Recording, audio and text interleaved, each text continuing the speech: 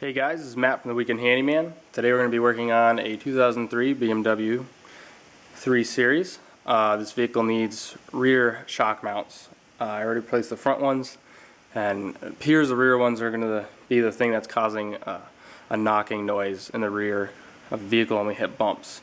So the vehicle's jacked up via the jack point here, and I removed the rear wheel just to have better access at the shock here. Here's the shock mounts.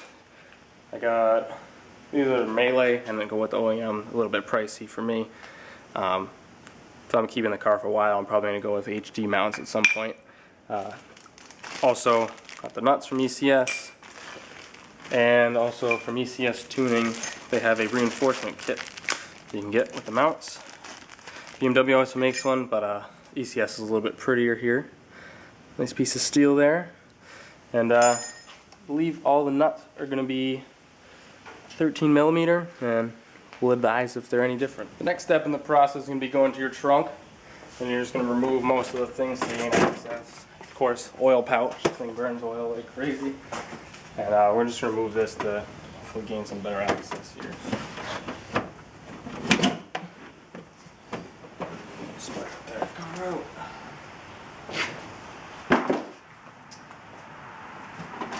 Recover. Then we're going to have to peel back this in here. So I'm just going to reach in. You can't see that. I'm going to move you in a little bit here. So we're just going to reach in here and start yanking this out. I know there's some clips in here that are, I believe, just Phillips head clips. Turn something. Just turn it. Pops. I'll show you that in a moment. And you can see we gained access. So this is the only clip holding all that in. It's got a Phillips head. You just turn it one way and it pulls right out. And there's also a fuel door release. Mine came undone. I don't really see a need for that. It's not an electric fuel door, so big detail there. Something to hold that down. There we go. So you can see there's a insulative covering there, and you can see where your shock mount is. I believe it's right under here. Yep, there it is, and that just pops right through. So we're going to cut that neat and make it look all neat. And, so I got my knife, and I'm just going to cut that insulation there away, try to make it look neat, and give myself plenty of room to work with. So there we go.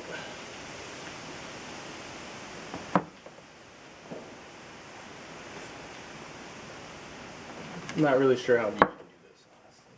It's really brittle material. I'm not really even understanding what its purpose is. Everybody knows what the hell the purpose of that is. It seems kind of useless to me. Pretty gross stuff. Right, so you can see that center nut sticking up right here. That's going to be actually what holds the shock mount to the shock. We're going to be removing the bolt that holds the mount in. So there's two bolts on each end, here and here, and they run along with the car. So those are the 17mm. There's one right in front and one right behind.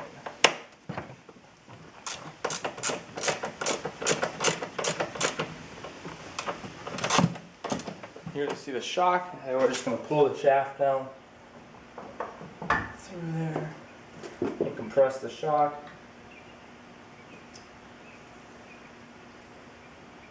And it's going to reveal the mount. And we can inspect for cracks or anything in our body here. And there is none, so it's a good thing. Put the reinforcement plates in when we reinstall the mount. And we'll discard the old nuts and use the new ones. Next we're going to remove the final bolt holding the shock in. It's a 18mm, right here on the bottom of the shock. Once we get the shock out, it'll be a little bit easier to replace the shock mount. If you couldn't tell already, you're replacing your shocks. Probably just going to need to change them out at the same time. or vice versa. I'm still contemplating an M3.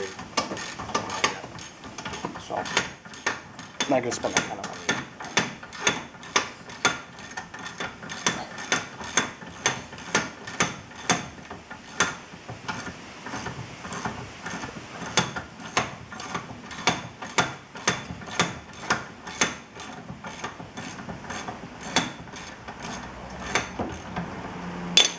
Quite a long bolt. There's the entire shock.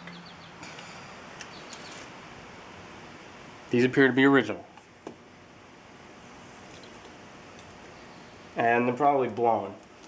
Although the car doesn't bounce at all or anything, so probably could use new ones. See the mount? And you can see the mount is pretty much shot. There's a lot of play in there, so I'm assuming it's supposed to be a lot more solid than that. Take a look at the new one when it's on. Let's go get this off. Alright, so I got the new shock mount on. I didn't show this part because it's very simple. When you turn this nut, the whole shaft of the shock's going to turn. So I just wrapped it in a cloth and mounted it in my vise up here. Cinched it down a little bit, just enough to get the nut off. And once the nut's off, the old one slides off, and the new one can slide on. Just make sure you either get new this top metal plate here and the rubber shim, or reuse the old one. I reuse the old ones. I see no reason to replace that. And you can see here, here's the old one, how worn out this is. You can see a crack there, and there's a lot of play in that. A lot of play. You can even move it with your thumb a little bit. I'm not sure you can see me move it, but I can feel it moving. So put the new shock mount back in, and I'm going to compress the shock a little bit. It's a bit easier. And then we're going to slide it up in. You can probably check your lower shock mounts here too while you're out. This is fine. Fine and dandy. So we'll reinstall the shock.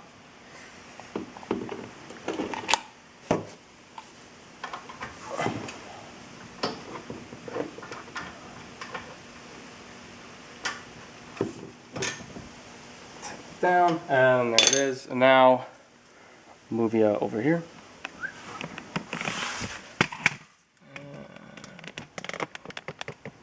Towards this guy, and you can see where the mount goes through. So I'm just gonna re-extend the shock up in there and kind of thread it through.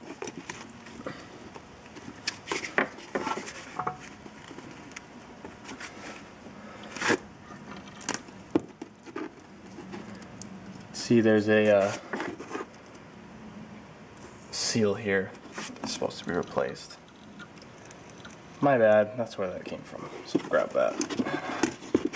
Grab the new one. Yeah, it's pretty shot.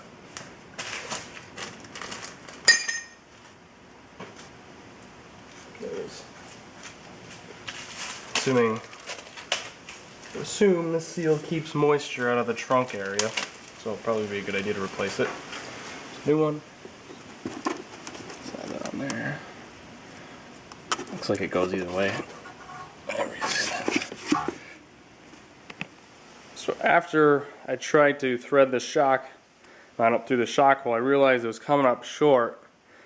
And then I realized that the shock actually prevents the suspension from drooping a little bit. So when you remove the nuts, the suspension droops down a little bit.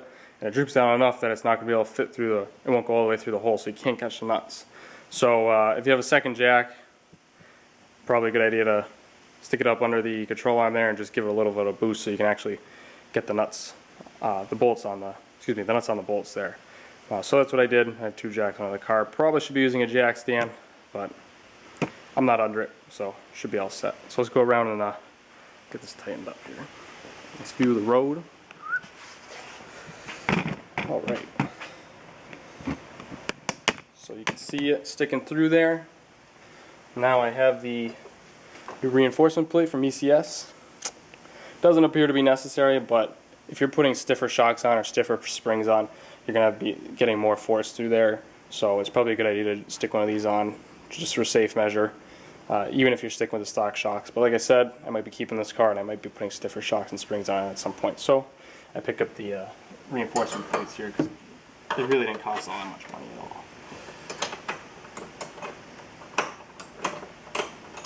There's that. New nuts on.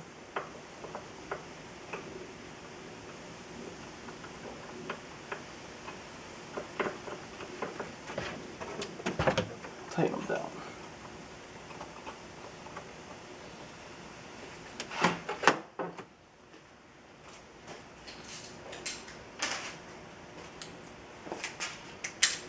It's getting quite hot today. Nice coffee.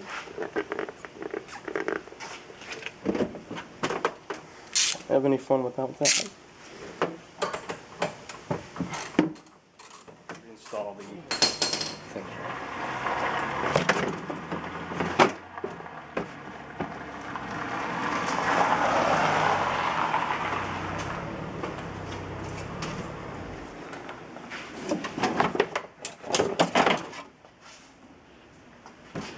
Get the interior back together, and there is my temporary fix for my broken light.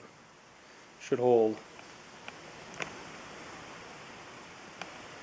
So the next step is put the wheel back on and be done with it.